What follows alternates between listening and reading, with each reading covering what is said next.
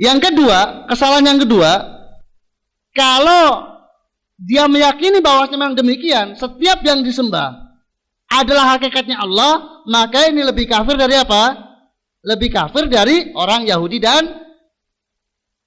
jadi kalau orang menyembah batu, maka bahwasanya hakikatnya disembah Allah. Kemudian menyembah apa? Pohon, hakikatnya yang disembah Allah.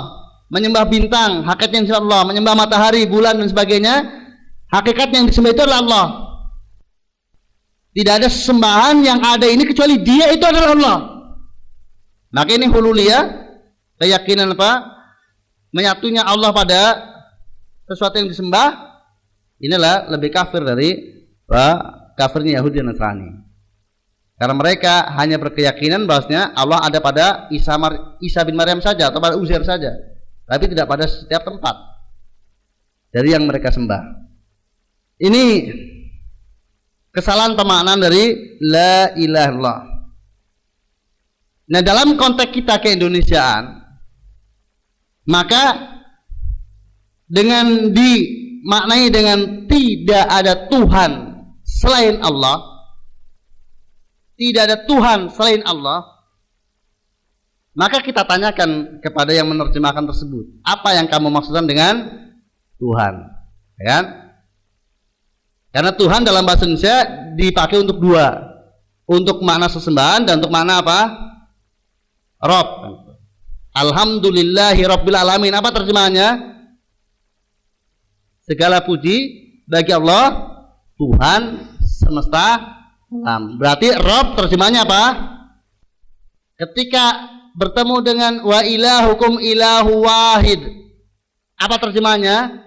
Dan sesembahan kalian adalah sesembahan yang satu. Untuk menerjemahkan apa? Ilah. Nah, pada konteks la ilaha illallah itu Tuhan di sini makna yang mana? Diyakini apa Tuhan ini?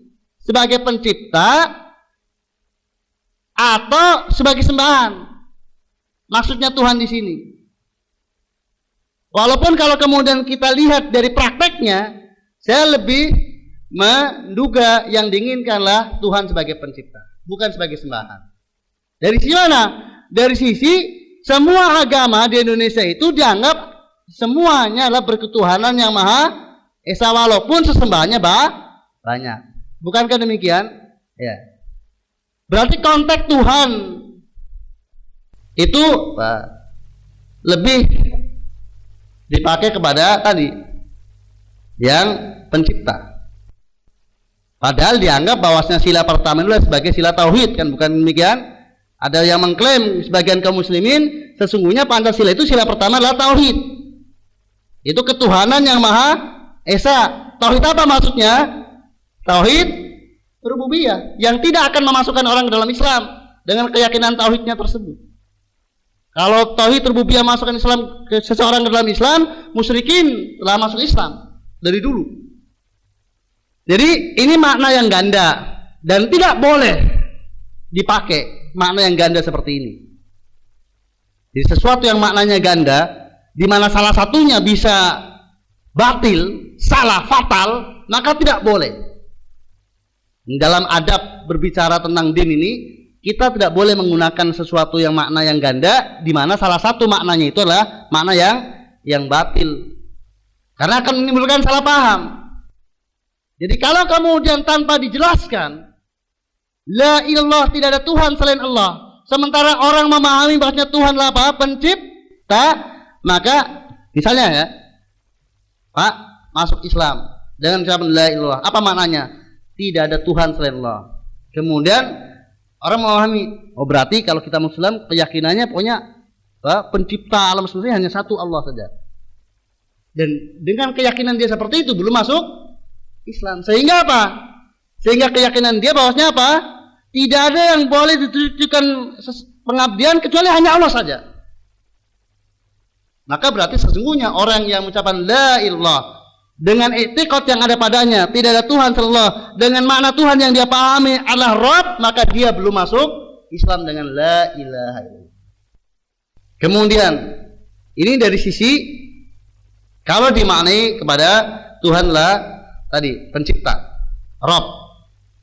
Sekarang taruhlah kalau kemudian Tuhan itu bimana ilah, sesembahan, itu pun juga belum benar. Karena itu penerjemahan yang tidak lengkap. Mestinya apa? Dalam bahasa aslinya memang betul la ilaha illallah, ilah bermakna sesembahan. Tetapi bahasa aslinya ini sesungguhnya ada sesuatu yang dicantumkan di situ. Karena kaidah bahasa mereka. Maka ketika ditransfer dalam bahasa yang lainnya, harus apa? Harus menggunakan kaidah yang ada pada bahasa tersebut. Maka mestinya tidak ada sesembahan yang benar selain Allah. Jangan tidak ada Tuhan saja tanpa ada yang benar. Kalau Tuhan di sini maknanya sembahan. Karena menerjemahkan dari bahasa asing ke dalam bahasa Indonesia. Maka harus jangan sesuatu ada yang ditinggal.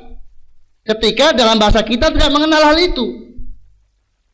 Kalau diterjemahkan Tuhan maknanya sembahan tadi, tidak ada sesembahan selain Allah. Kesalahannya sudah saya jelaskan tadi kan.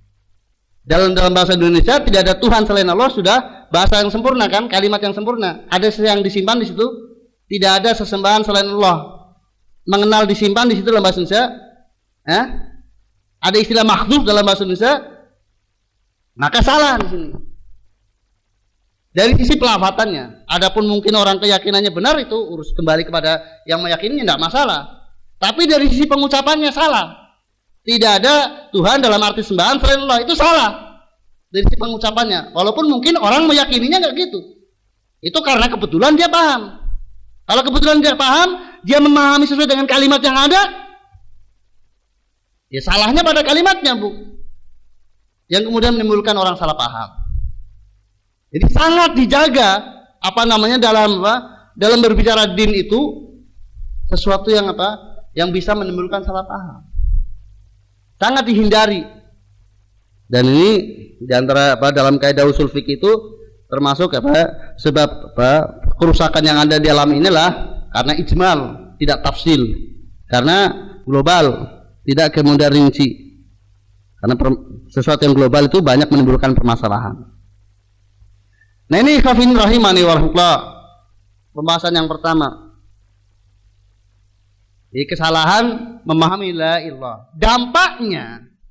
Dampak dari kesalahan ini, maka masuk ke dalam jajaran kaum muslimin kesyirikan. Dan termasuk pintu gerbang yang paling lebar.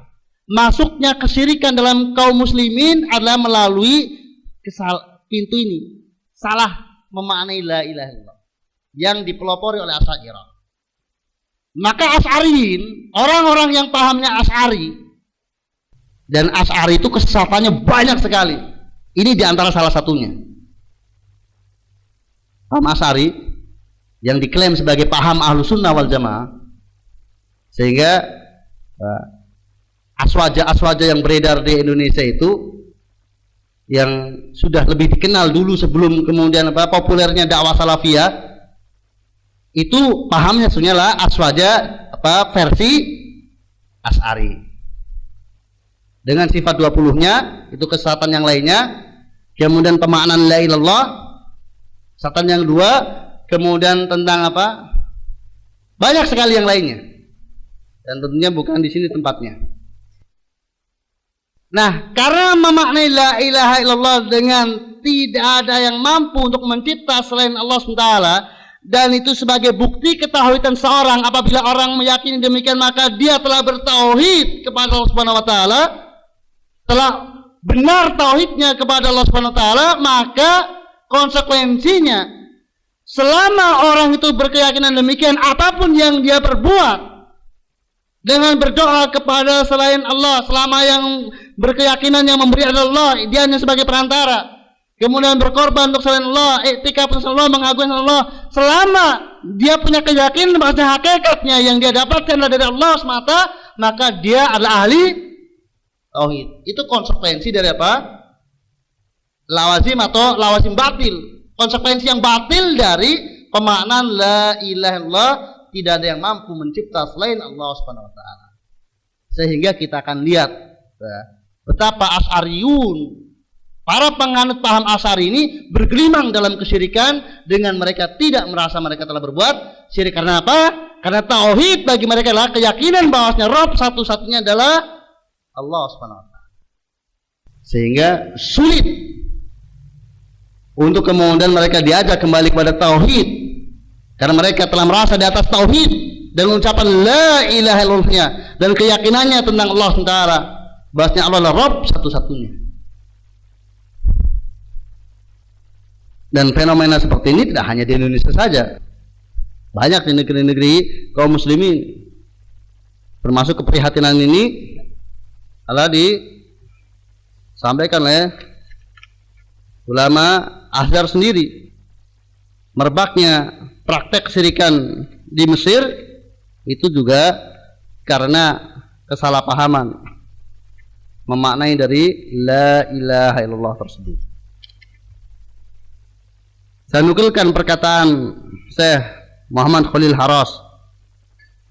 Ini seorang alim Azhari yang tentunya lebih paham tentang kondisi kaumnya di Mesir sana.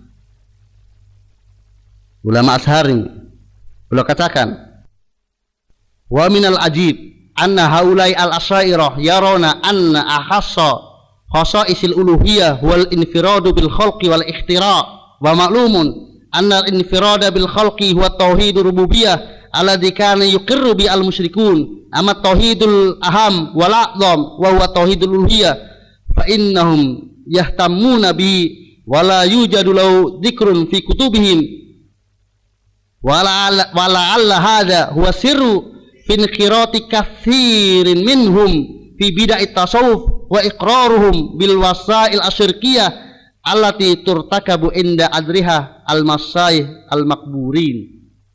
Syekh Muhammad Khalil Haras rahimahullah belum menyampaikan termasuk perkara yang mengherankan bahwasanya mereka kaum Asy'ariyah itu berpandangan bahwasanya kekhususan sifat uluhiyah Allah Ta'ala adalah pada sisi keesaan Allah dalam mencipta dan mewujudkan. Padahal sudah diketahui bahwasanya keesaan Allah dalam mencipta itulah tauhid rububiyah yang sudah diakui oleh kaum musyrikin. Adapun tauhid yang paling terpenting dan paling agung adalah tauhid uluhiyah. Maka sesungguhnya mereka Asy'ariyah hanya mengambil perhatian kepada tauhid rububiyah sehingga hampir tidak didapatkan dalam kitab-kitab mereka penyebutan tentang maka sesungguhnya mereka Asy'ariyah tidak mengambil perhatian kepada tauhid uluhiyah sehingga hampir tidak didapatkan dalam kitab-kitab mereka disebutkan tentang tauhid uluhiyah. Dan barangkali inilah rahasia mengapa banyak dari mereka itu terjerumus dalam kubangan bid'ah sufiyah dan mereka menyetujui praktek-praktek wasail tawasul yang syirkiyah yang dilakukan di sisi-sisi kijing-kijing yang telah dikubur, orang-orang yang telah dikubur di kuburan-kuburan. Jadi ya wajar selama bahwasanya orang beriman bahwasanya Allah Ta'ala adalah Rabb satu-satunya, maka tidak ada syirik kecuali kalau meyakini ada pencipta selain Allah SWT. Dan ini boleh dikatakan dalam alam semesta ini hampir-hampir tidak ada orang musyrik yang seperti ini. Inilah fatalnya kesalahan memaknai la ilaha illallah. Sehingga ya wajar kalau di negeri kita itu beredar paham apa semua agama itu apa baik dan benar, hanya beda apa beda caranya saja. Dan inilah merupakan kekafiran tersendiri dari orang yang mengatakannya. Kemudian ikhwafin rahimani warahmatullah, setelah kita mengetahui tentang kesalahan makna yang beredar di tengah-tengah umat, di tengah-tengah kaum muslimin dari pemaknaan la ilaha illallah, maka kita lanjutkan pembahasan kita tentang yang menjadi lawan dari kalimat tauhid la ilaha illallah, yaitu asyirk. Dan kalimat tauhid la ilaha illallah tauhid, lawannya adalah asyirk. Asyirk pengertian yang paling umum adalah taswiyatu ghairillah billah fi ma huwa min khasaisillah. Mensejajarkan selain Allah dengan Allah dalam hal yang merupakan kekhususan bagi Allah SWT. Mensejajarkan selain Allah dengan Allah dalam hal yang merupakan kekhususan bagi Allah SWT. Kemudian kekhususan Allah SWT itu dikelompokkan dalam 3 saja, yaitu kekhususan rububiyah, kekhususan asma dan sifat, dan kekhususan uluhiyah. Allah memiliki kekhususan dalam rububiyahnya, yaitu mencipta, mengatur rezeki, menghidupkan, mematikan. Itu khusus kekuasaan Allah Ta'ala mutlak, esa dalamnya. Kemudian dalam asma dan sifatnya, bahwasanya kesempurnaan nama dan sifat itu hanya milik Allah Ta'ala saja dan tidak dimiliki oleh yang lainnya. Kemudian yang ketiga, kekhususan uluhiyah, yaitu hak untuk disembah itu hanya milik Allah saja. Hak untuk ibadah itu hanya milik Allah saja. Maka barang siapa memberikan kepada selain Allah Ta'ala satu di antara 3 kekhususan ini, maka itulah kesyirikan. Nah, kesyirikan yang terjadi pada para rasul dari zaman ke zaman, sejak Nuh alaihissalam sampai Nabi kita Muhammad SAW yang dihadapi Rasulullah, itu adalah kesyirikan pada hak Allah yang ketiga, yaitu hak uluhiyah. Adapun dalam rububiyah dan asma wa sifat secara umum, umat para rasul tidak mempersekutukan Allah. Tapi dalam hak mendapatkan pengabdian yang mestinya itu khusus bagi Allah, ini diselisih, dilanggar oleh umat-umat para rasul. Oleh karena itu, syirik pengertiannya lebih populer dengan tadi. Itu apa? Al-ibadatu ghairillah. Beribadah kepada selain Allah. Karena ini yang paling banyak terjadi. Yang terjadi pada seluruh umat, syiriknya adalah syirik dalam uluhiyah. Adapun syirik dalam rububiyah dan asma sifat, ini secara umum umat itu tidak mempersekutukan Allah SWT. Maka istilah syirik itu lebih populer untuk syirik dalam uluhiyah, yaitu ibadatu ghairillah. Beribadah kepada selain Allah, atau sarful ibadah li ghairillah, menunjukkan ibadah untuk selain Allah Subhanahu wa taala. Kemudian ikhwafidin rahimani warahmatullah. Maka sekarang pembicaraan kita lebih terfokus kepada syirik pada makna yang ketiga ini. Walaupun terkadang kata syirik ini untuk dipakai untuk semua hal yang dengan sebab itu orang itu keluar dari agama tauhid, dari agama Islam. Dengan sebab apapun dia, baik dengan sebab beribadah kepada selain Allah atau yang lainnya, kalau kemudian dia dianggap murtad dari agama Islam, batal Islamnya, maka dikatakan dia orang musyrik. Oleh karena itu ada ungkapan salaf, man kadzdzaba ar-rasula faqad kadzdzaba Allah wa man kadzdzaba Allah faqad asyrak. Barang siapa yang mendustakan Rasul, maka berarti dia telah mendustakan Allah, dan barang siapa yang mendustakan Allah, berarti dia telah musyrik, telah berbuat syirik. Yang menunjukkan bahwasanya orang yang mendustakan Rasul, berita Rasul pun dikatakan musyrik, walaupun mungkin dia tidak beribadah kepada selain Allah Ta'ala, tidak melakukan pengabdian kepada selain Allah Ta'ala. Demikian juga orang yang meninggalkan sholat, sama sekali. Al-ahdu bainana wa baina syirki wal kufri as-shalah. Faman tarakahu faqad kafar. Al-ahdu bainana wa baina syirki wal kufri tarkus shalah. Di batas antara kami dengan syirik atau kekafiran adalah meninggalkan sholat. Maka di sini Nabi SAW menamakan orang yang meninggalkan sholat orang musyrik, walaupun kekafiran dia itu hanya karena meninggalkan sholat misalnya, bukan karena menyembah selain Allah, tapi karena meninggalkan sholat. Jadi semua yang dengan sebab itu orang keluar dari Islam, dianggap tidak beragama dengan agama Islam, maka dia orang musyrik. secara penamaan mereka.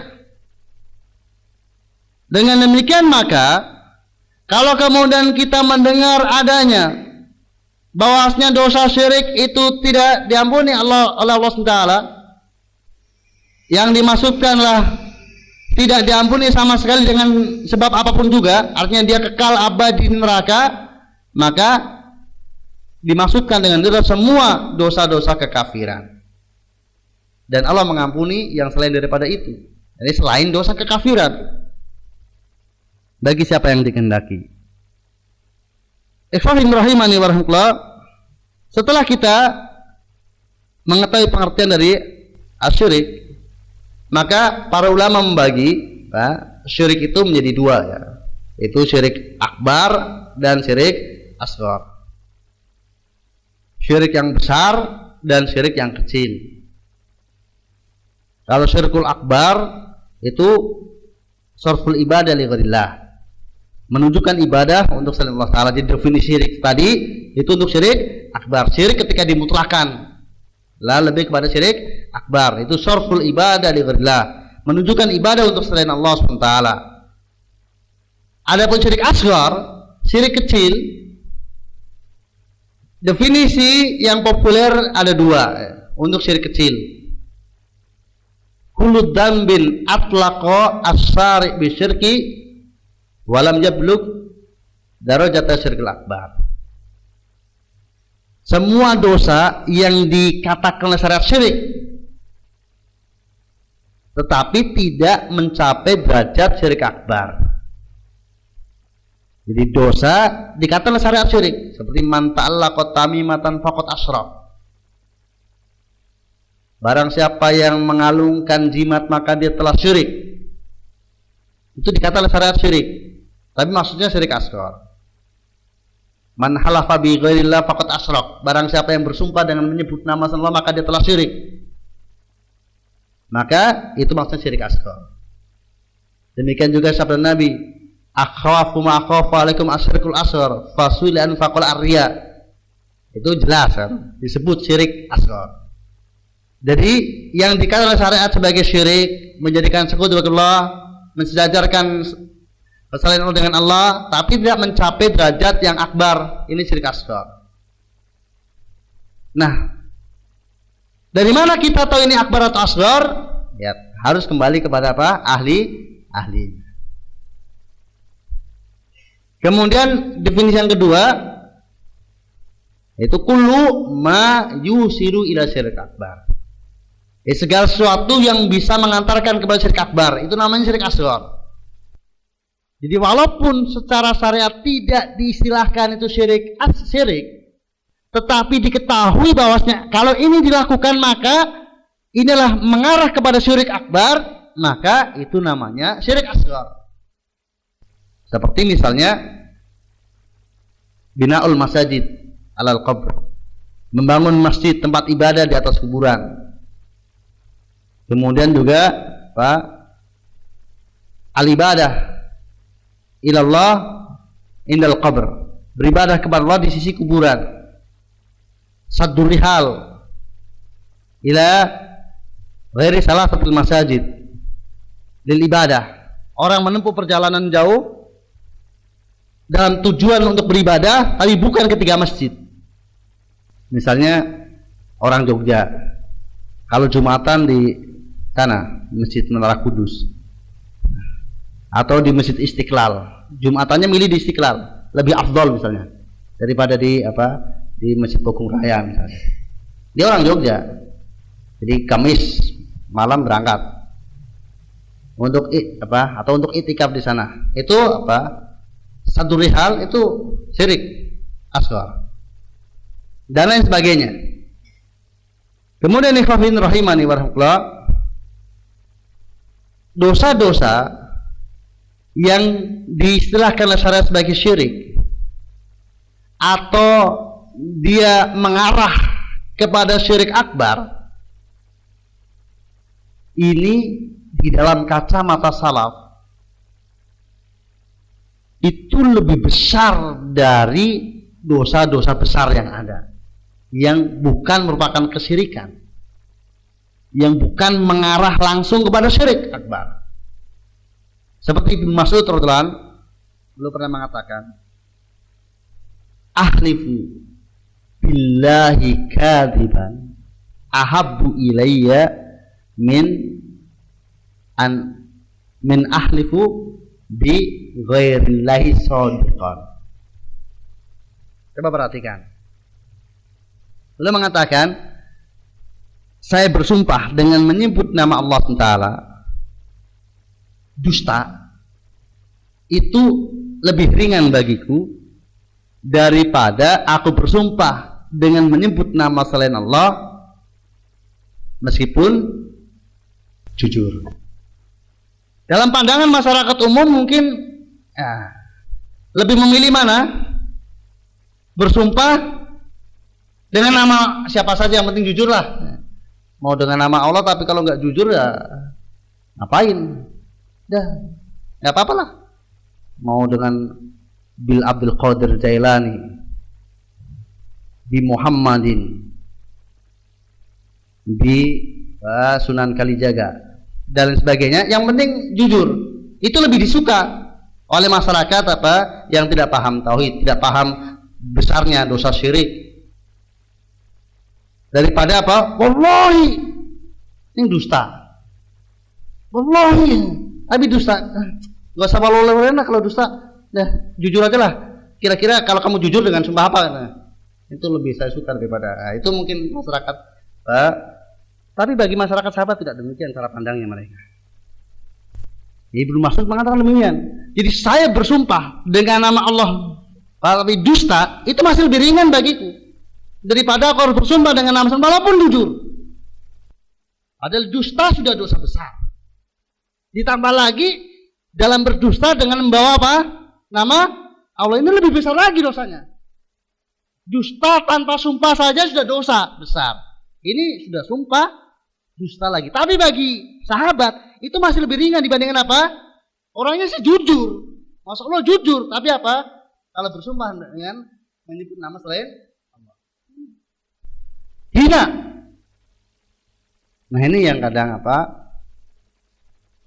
Tidaklah dipahami dengan benar dan dirasakan dengan benar kecuali dengan mengenal keagungan Allah dengan yang sendiri. Maka ma'rifatullah, bagaimana saya sampaikan, ini kuncinya. Bagaimana orang itu bisa kemudian merasakan pengagungan kepada Allah Subhanahu wa taala. Dan betapa hinanya dan rendahnya, jeleknya perkara-perkara yang di situ ada unsur pelecehan kepada Allah Subhanahu wa taala, perendahan kepada Allah Subhanahu wa taala, lebih memuliakan selain Allah Subhanahu wa taala dibandingkan Allah Subhanahu wa taala.